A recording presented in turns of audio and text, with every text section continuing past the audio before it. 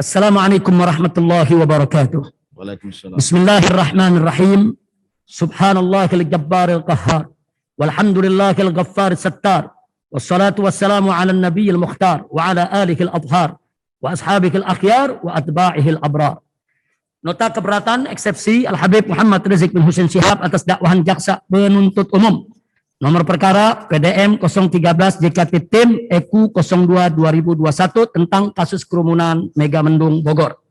Saya tidak bacakan lagi halaman 1 karena sama dengan tadi sampai halaman 3 yang berisikan tentang ayat-ayat suci Al-Quran dan hadis Nabi tentang penegakan keadilan. Kemudian saya juga tidak bacakan halaman 4 yaitu bab 1 pendahuluan juga sama dengan yang tadi majelis hakim.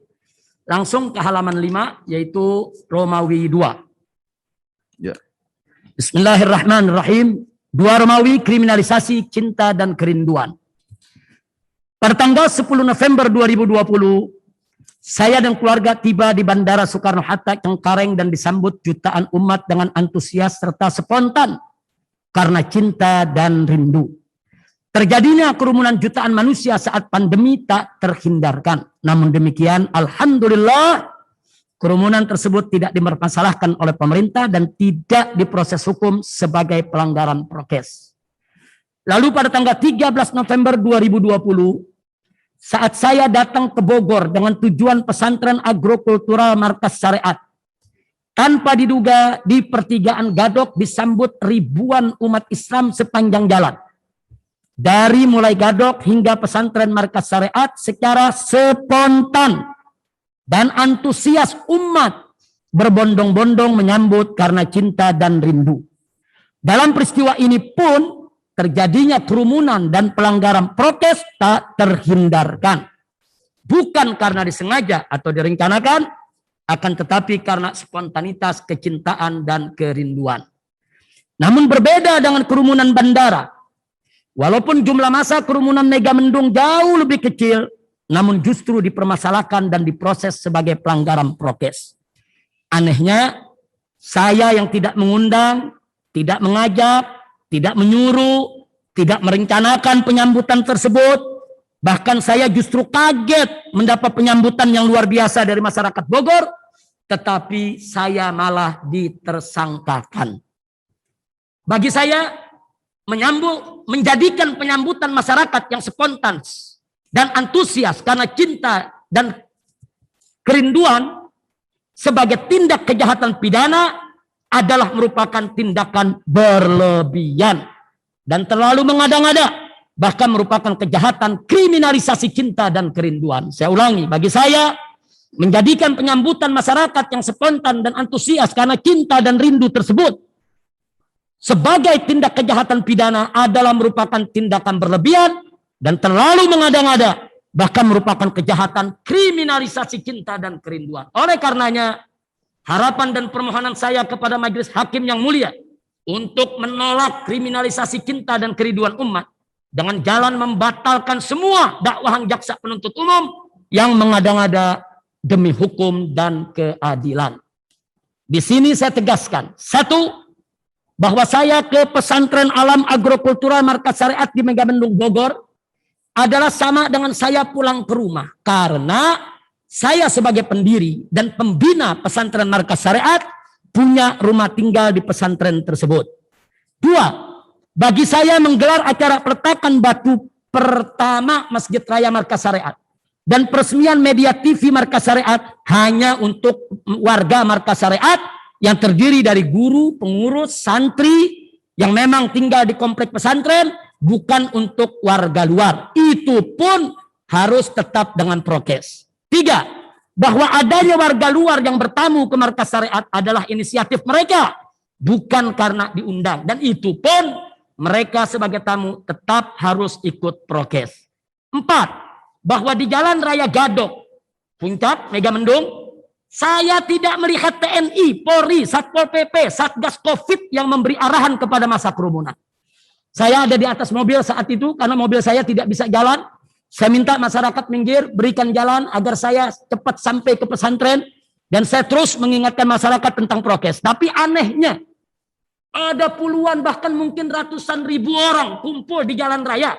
Tidak ada TNI, tidak ada Polri, tidak ada Satpol PP, tidak ada Satgas Covid yang memberi arahan kepada masa kerumunan. Justru saya dari atas mobil yang terus berteriak patuhi prokes dan jaga diri dari pandemi. Beri saya jalan biar saya segera sampai ke pesantren karena ingin melaksanakan sholat Jumat. Nah, karena kalau ditahan terus saya bisa terlambat sholat Jumat. Kemudian yang kelima, bahwa kerumunan di Jalan Raya Gadok Megamendung murni antusia umat dan spontan atas dasar cinta dan rindu, bukan kejahatan pidana. Nah selanjutnya, Romawi ketiga tidak saya bacakan majelis hakim, karena tadi sudah kita bacakan tentang kronologisnya, sama isinya, tidak berbeda. Nah, langsung saja ke Romawi 4. Bantahan dan sanggahan. Berikut ini saya menyampaikan dan memaparkan bantahan atas setiap dakwahan jaksa penuntut umum, sekaligus sanggahan atas setiap pasal perundangan yang digunakan jaksa penuntut umum dalam menebar fitnah dan tuduhan keji terhadap saya. A. Dakwaan ke-1. Pasal 93 Undang-Undang Nomor 6 Tahun 2018 tentang kekarantinaan kesehatan. Dengan pasal ini jaksa penuntut umum memfitnah saya tidak mematuhi penyelenggaraan kekarantinaan kesehatan, bahkan menghalang-halangi penyelenggaraan kekarantinaan kesehatan sehingga menyebabkan kedaruratan kesehatan masyarakat. Padahal dalam peristiwa kerumunan penyambutan saya di Megamendung, justru saya tidak menduga dan saya memakai masker serta tetap menjaga jarak. Saya tidak pernah mengganggu apalagi menghalangi penyelenggaraan kekarantinaan kesehatan. Saat terjadinya kedaruratan kesehatan masyarakat, soal terjadinya kedaruratan kesehatan masyarakat, maaf di situ bukan saat tapi soal. Soal terjadinya kedaruratan kesehatan masyarakat sudah terjadi sebelum kepulangan saya ke Indonesia. Justru sejumlah pejabat tinggi negara menjadi penyebab terjadinya kedaruratan kesehatan masyarakat akibat pernyataan blunder mereka soal COVID. Bahkan ada yang membohongi rakyat, antara lain 1. Menko Polhukam RI Mahfud MD membohongi masyarakat dengan menyatakan bahwa cukup dengan olahraga untuk menghadapi pandemi COVID. Pernyataan ini tersebar, ada di semua media, sampai saat ini jejak digitalnya ada. 2. Menko Maritim Luhut Binsar Panjaitan membohongi masyarakat dengan menyatakan bahwa virus corona tidak kuat dengan cuaca Indonesia. 3. Menko Perekonomian RI Erlangga juga membohongi masyarakat dengan menyatakan bahwa corona tidak akan masuk Indonesia. 4. Mantan Menteri Kesehatan RI Terawan juga membohongi masyarakat dengan menyatakan bahwa orang sehat hadapi COVID tidak perlu masker dan yang sakit pun akan sembuh sendiri sehingga tidak perlu diobati. 5. Menteri Perhubungan RI Budi Karya juga membohongi masyarakat dengan menyatakan bahwa nasi kucing membuat kebal dari corona. Sengaja 5 ini saya cantumkan di sini karena mereka semua pejabat tinggi, semuanya adalah menteri. Selain itu, menurut lembaga LP3S, masih ada 37 pernyataan blunder aparat tentang COVID yang menunjukkan ketidakseriusan mereka di awal pandemi untuk menghadapi atau menangani pandemi.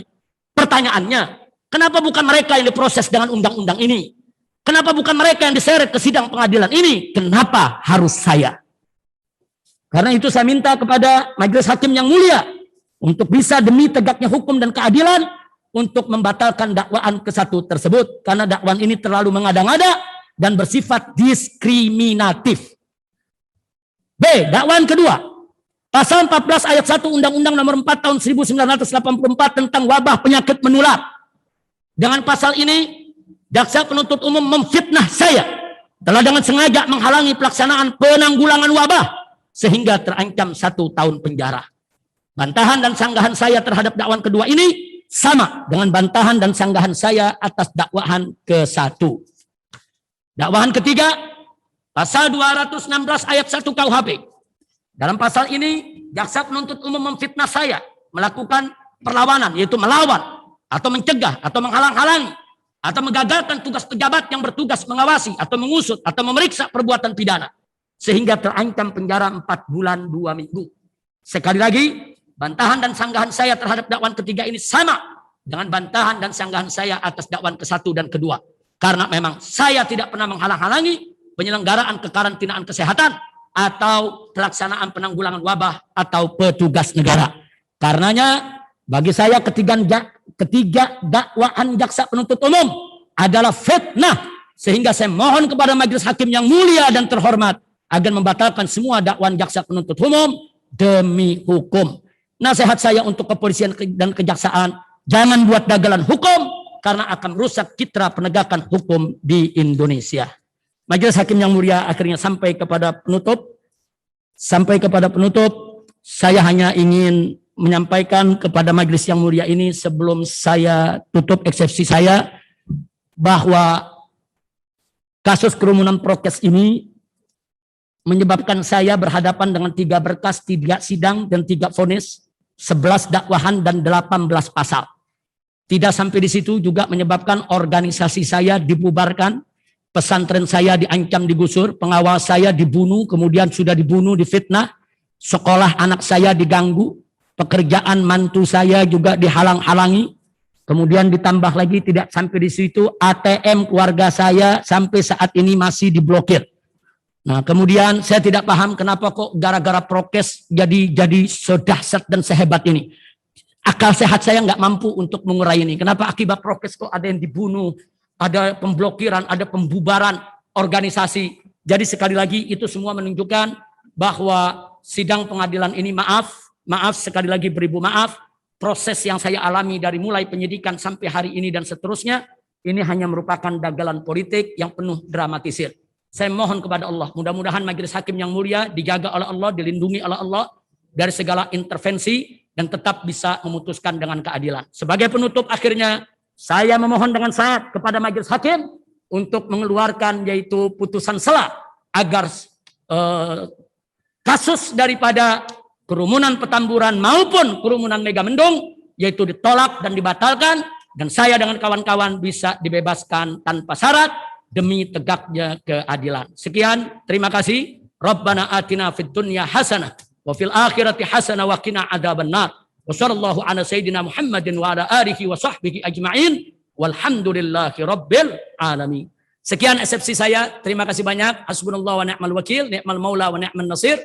Wala haula wala quwwata illa billahil aliyyil azim. Jakarta 26 Maret 2021. Habib Muhammad Rizik bin Hussein Syihab. Assalamualaikum warahmatullahi wabarakatuh.